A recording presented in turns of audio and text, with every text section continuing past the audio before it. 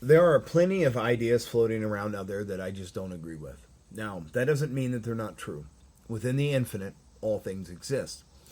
And I think specifically the way that it works is we never discover anything. We create with our imagination. So if you can imagine it, you just created a reality where it exists. That's how the infinite is expanding. That's my opinion. It makes sense. I don't know like any way to prove that at all. I'm sure if I sat down with it long enough, I could figure it out. But just something about that rings true. It's like I heard something similar explained one time where it's like, there's a dimension where you believe one thing and not the other.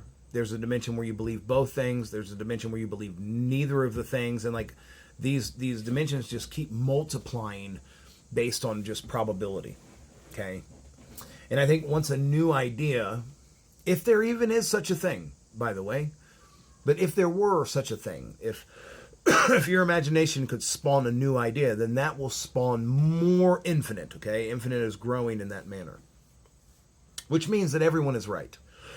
But I think there is a distinction that should be made between your truth and a universal truth. And I think a universal truth would be something along the lines of, you are the awareness of the character, you are not the character.